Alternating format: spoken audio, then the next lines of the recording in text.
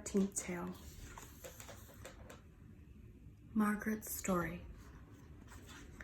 Rising from the stairs, I stepped into the darkness of the shop. I didn't need the light switch to find my way. I knew the shop the way you know the places of your childhood. Instantly. The smell of leather and old paper was soothing. I ran my fingertips along the spines like a pianist along his keyboard. Each book has its own individual note. The grainy, linen-covered spine of Daniel's history of map-making, the cracked leather of Lekin's minutes from meetings of the St. Petersburg Categoric Academy, a well-worn folder that contains his maps, hand-drawn, hand-colored. You could blindfold me, position me anywhere on the 3 floors of this shop, and I could tell you from the books, under my fingertips, where I was. We see few customers in Lee's antiquarian booksellers, a scant half-dozen a day on average. There is a flurry of activity in September when the students come to buy copies of the New Year's set text, another in May when they bring them back after the exams. These books my father calls migratory. At other times of the year, we can go days without seeing a client. Every summer brings the odd tourist who, having wandered off the beaten track, is prompted by curiosity to step out of the sunshine and into the shop, where he pauses for an instant, blinking as his eyes adjust, depending on how weary he is of eating ice cream and watching the punts on the river. He might stay for a bit of shade and tranquility, or he might not. More commonly, visitors to the shop are people who, having heard about us from a friend of a friend, and finding themselves near Cambridge, they have made a special detour. They have anticipation on their faces as they step into the shop, and not infrequently apologize for disturbing us. They are nice people, as quiet and amiable as the books themselves, but mostly it's just Father, me, and the books. How do they make ends meet? You might think if you saw how few customers come and go, but you see the shop is in financial terms just a sideline. The proper business takes place elsewhere. We make our living on the basis of perhaps half a dozen transactions a year. This is how it works. Father knows all the world's greatest collectors, and he knows the world's greatest collections. If you were to watch him at the auctions or book fairs that he attends frequently, you would notice how often he is approached by quietly spoken, quietly dressed individuals who draw him aside for a quiet word. Their eyes, though, are anything but quiet. Does he know of? They ask him, and has he ever heard whether a book will be mentioned? Father answers vaguely. It doesn't do to build up hope. These things usually lead nowhere. But on the other hand, if he were to hear anything, and if he doesn't already have it, he makes a note of the person's address in a little green book. Then nothing happens for quite some time, but later, a few months or many months, there is no knowing. At another auction or book fair, seeing a certain other person, he will inquire, very tentatively, whether and again the book is mentioned. Most often than not, it ends there, but sometimes, following the conversations, there may be an exchange of letters. Father spends a great deal of time composing letters, in French, German, Italian, even occasionally Latin. 9 times out of 10, the answer is a courteous 2-line refusal, but sometimes, half a dozen times a year, the reply is a prelude to a journey in which Father collects a book here and delivers it there. He is rarely gone for more than 48 hours, 6 times a year. This is our livelihood. The shop itself makes next to no money. It is a place to write and receive letters, a place to while away the hours waiting for the next international book fair. In the opinion of our bank manager, it is an indulgence, one that my father's success entitles him to. Yet, in reality, my father is reality in mind. I don't pretend reality is the same for everyone. The shop is the very heart of the affair. It is a repository of books, a place of safety for all volumes, one so lovingly written that at present no one seems to want. And it is a place to read. A is for Austen, B is for Bronte, C is for Charles, and D is for Dickinson. I learned my alphabet in this shop. My father walking along the shelves, me in his arms, explaining alphabetization at the same time as he taught me to spell. I learned to write there too, copying out names and titles onto index cards that are still there in our filing box 30 years later. The shop was both my home and my job.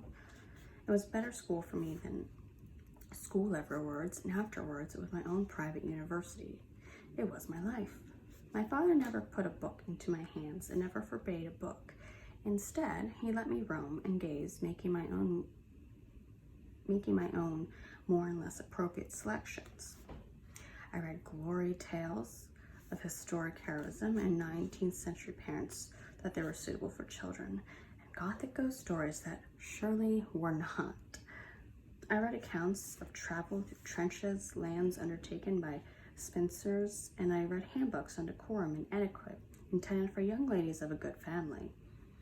I've read books with pictures and books without, books in English and French, books in languages I didn't understand, where I could make up stories in my head on the basis of a handful of guessed at words. Books, and books. At school, I kept all this shop reading to myself. The bits of archaic French I knew from old grammars found their way into my essays, but my teachers took them for spelling mistakes, so they were never able to eradicate them. Sometimes a history lesson would touch upon one of the deep but random scenes of knowledge that I had accumulated by my haphazard reading in the shop. Charlemagne, I would think. What, my Charlemagne from the shop? At these times, I stayed mum, dumbstruck by the monetary collision of the two worlds that were otherwise so entirely apart. In between reading, I helped my father in his work. At 9, I was allowed to wrap books in brown paper and address them to our more distinct clients. At 10, I was permitted to walk these parcels to the post office. At 11, I relieved my mother of her only job in the shop, the cleaning. Armored in a headscarf and housecoat against the grime and germs and general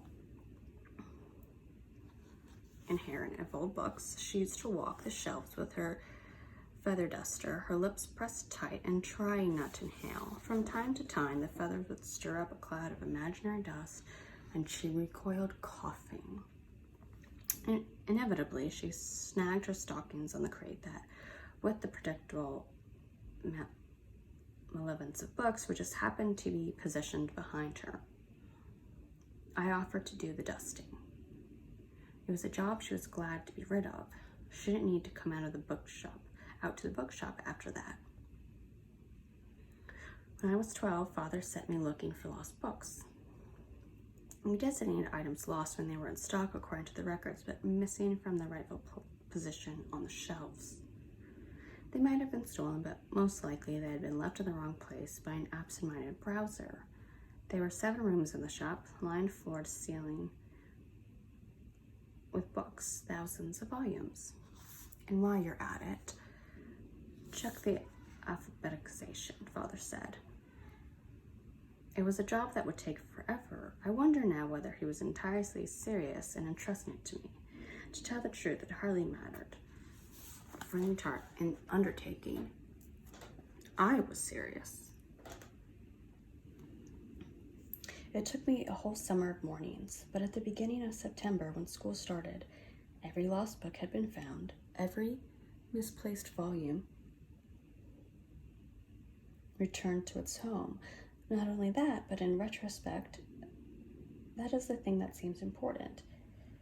My fingers had made contact, albeit briefly, with every single book in the shop. By the time I was in my teens, I was giving my father so much assistance that on quiet afternoons we had little real work to do. Once the morning's work was done, the new stock shelved, the letters written, once we had eaten our sandwiches by the river and fed the ducks, it was back to the shop to read. Gradually, my reading grew less random. More and more often, I found myself meandering on the second floor. 19th century literature, biography, autobiography, memoirs, diaries, and letters. My father noticed the direction of my reading.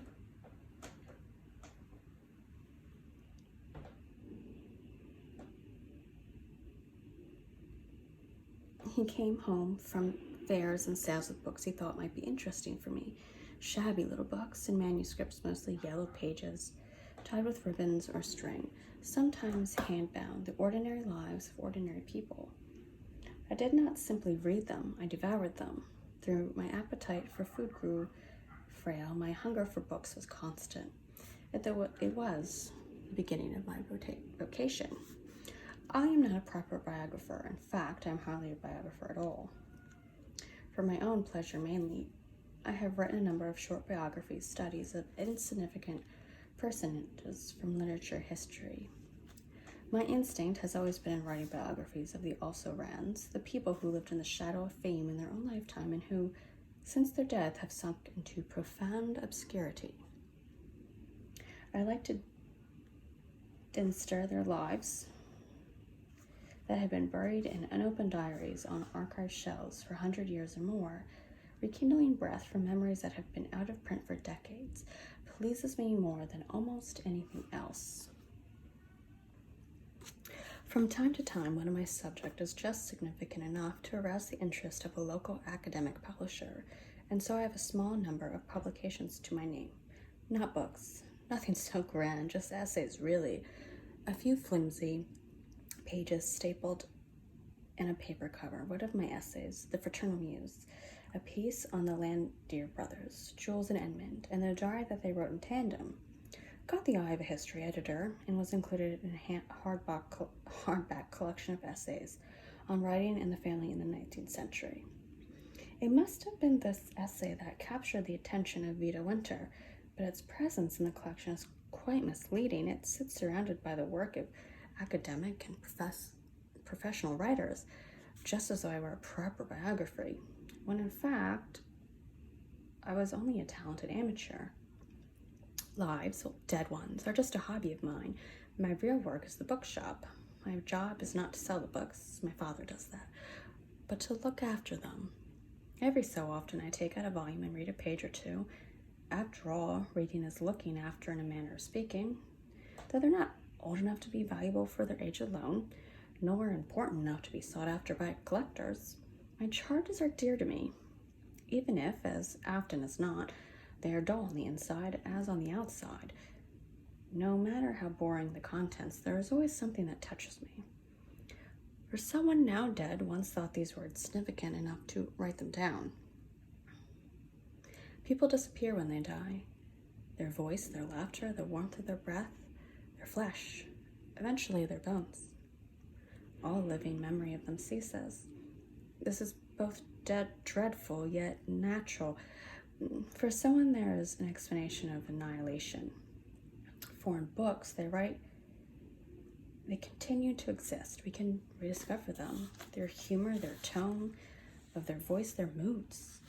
Though the written word, they can anger you or make you happy, they can comfort you, they can perplex you, they can alter you, all this, even though they are dead.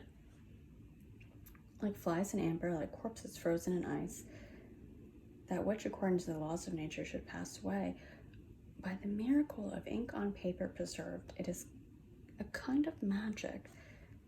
As one tends the graves of the dead, so I tend the books. I clean them, do minor repairs, keep them in good order, and every day I open a volume or two. Read a few lines, allow the voices of the forgotten dead to resonate inside my head. Do they sense it, these dead writers, when their books are read? Does a pinprick of light appear in their darkness? Is their soul stirred by the feather touch of another mind reading theirs? I do hope so, for it must be very lonely being dead. Although I have touched her in my very preoccupations, I can see nevertheless that I've been putting off the essential. I'm not giving to acts of self-revelation. It rather looks as though I'm forcing myself to overcome my habitual resonance. I have written anything and everything in order to avoid writing the one thing that matters. And yet I will write it. Silence is not a natural environment for stories. Miss Winter told me once, they need words. Without them, they grow pale, sicken and die, and then they haunt you. Quite right, too, so I guess here's my story. I was 10 when I discovered the secret my mother was keeping. The reason it matters is that it wasn't her secret to keep. It was mine. My parents were out that evening. They didn't go out often, and when they did, I was set next door to Miss Rob's kitchen. The next door house was exactly like ours, but reversed. And the backwardsness of it made me feel seasick, so when my parents' evening rolled around, I argued once again that I was old enough and sensible enough to be left at home without a babysitter. I had no great hope of success, yet this time my father agreed. Mother allowed herself to be persuaded only with the provision that Miss Rob would look in at 8:30. I left the house at 7 o'clock, and I celebrated by pouring a glass of milk and drinking it on the sofa, full of admiration at my own grandness. Margaret Lee, old enough to stay home without a sitter. After the milk, I felt unexpectedly bored. What to do with this freedom? I set off on a wander, marking the territory of my new freedom, the dining room, the hall, the downstairs toilet.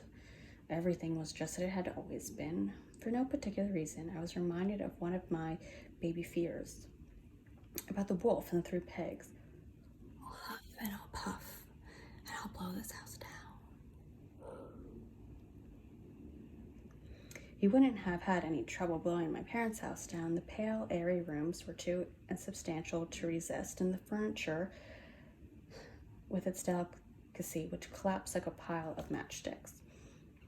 If a wolf so much looked at it, yes, this wolf would have the house down in a mere whistle, and the 3 of us would be breakfast in no time. I began to wish I was in the shop, where I was never afraid. The wolf could huff and puff all he liked. With all those books doubling the thickness of the walls, Father and I would be safe as in a fortress. Upstairs, I peered into the bathroom mirror. It was for reassurance to see what I looked like as a grown-up girl, held tilted to the side. I studied my reflection from all angles, willing myself to see someone different. But it was only me looking back at myself. My own room held no promise. I knew every inch of it, and it knew me. We were dull companions now. Instead, I pushed open the door of the guest room. The blank-faced wardrobe and bare dressing table paid lip service to the idea that you could brush your hair and dress there, but somehow you knew that behind the doors and drawer fronts, they were empty. The bed, its sheets, and blankly tucked in and smoothed down was uninviting.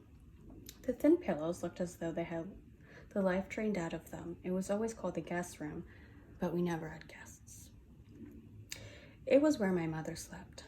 Perplexed, I backed out of the room and stood on the landing, and there it was, the rite of passage, staying home alone. I was joining the ranks of the grown-up children. Tomorrow I would be able to say on the playground, last night I didn't get a sitter. I stayed home by myself. The other girls would be wide-eyed. For as long as I had wanted this, and now that it was here, I didn't know what to make of it.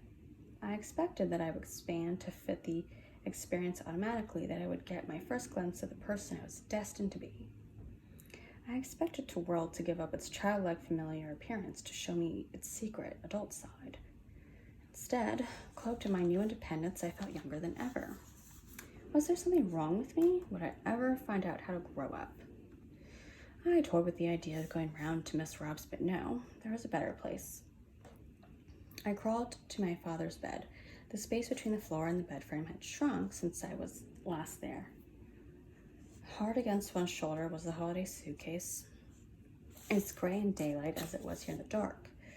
I held all our summer paraphernalia, sunglasses, filmed with a camera, swimming costumes that my mother never wore but wouldn't throw away. On the other side was a cardboard box. My fingers fumbled with the flaps, found a way in, and rummaged. The tangled shenanigans of Christmas tree lights, feathers covering the skirt of the tree angel. The last time I was under this bed, I believed in Father Christmas. Now I didn't. Was that kind of growing up? Wriggling out from under the bed, I dislodged an old biscuit tin. There it was, half sticking out from under the frill of the valance. I remembered this tin had been there forever. A picture of Scottish crags and figs on the lid, too tight to open. Absently, I tried the lid. It gave way so easily under my older, stronger fingers that I did feel a pang of shock. Inside was my father's passports and various different sized pieces of paper. Forms, part printed, part handwriting, here and there, a signature. For me, to see it is to read. It has always been that way. I flipped the documents. My parents' marriage certificates, their birth certificate, my own birth certificate. Red print on cream paper, my father's signature. I refolded it carefully, put it with the other forms I already found, and passed to the next. It was identical. I was puzzled. Why would I have 2 birth certificates? Then I saw it.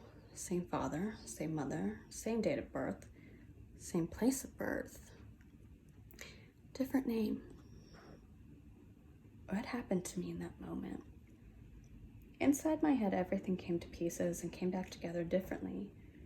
In one of those kaleidoscope recognitions the brain is capable of. I had a twin? Ignoring the tumult in my head, my curious unfolders a second piece of paper. A death certificate. My twin was dead. Now I knew what it was that had stained me. Though I was stupefied by this discovery, I was not surprised, for there had always been a feeling, the knowledge too familiar to have ever needed words, that there was something, an altered quality in the air to my right, a coagulation of light, something peculiar to me that sat empty, space vibrating, my pale shadow. Pressing my hands to my right side, I bowed my head, nose almost to my shoulder. It was an old gesture, one that had always come to me in pain and perplexity under duress of any kind. Too familiar to be pondered until now, my discovery revealed its meaning. I was looking for my twin. Where should she have been by my side? When I saw the 2 pieces of paper, and when the world had recovered itself enough to start turning again on its sole axis, I thought, so that's it. Loss, sorrow, loneliness. There was a feeling that had kept me apart from other people and kept me company all my life. And now that I had found the certificates, I knew what that feeling was. My sister. After a long time, there came the sound of the kitchen door opening downstairs. Pins and needles in my calves. I went as far as the landing, and Miss Robb appeared at the bottom of the stairs. Is everything all right, Margaret? Yes. You have everything you need? Yes. Well, come round if you need to. Well, all right. They won't be long now, your mom and dad. She left. I returned the documents to the tin and put the tin back under the bed. I left the bedroom, closing the door behind me. In front of the bathroom mirror, I felt the shock and contact as my eyes locked together with the eyes of another. My face tingled under the gaze. I could feel the bones under my skin. Later, my parents' steps on the stairs. I opened the door, and on the landing, Father gave me a hug. Well done, he said. Good marks all round. Mother looked pale and tired. Going out would have started one of her headaches. Yes, she said. Good girl. And so, how was it, sweetheart, being home on your own? It was fine. Thought it would be, he said. And then, unable to stop himself, he gave me another hug, a happy 2-armed affair, and kissed the top of my head. Time for bed. And don't read too long. I won't. Later, I heard my parents going about the business of getting ready for bed, Father opening the medicine cabinet to find Mother's pills, stealing a glass of water. Her voice saying, as it did so frequently, you'll feel better after a good night's sleep. Then the door of the guest room closed. A few minutes later, the bed creaked in the other room, and I heard my father's light click off. I knew about twins. A cell that should ordinarily become one person inexplicably becomes 2 people. I was a twin. My twin was dead. What did that make me now?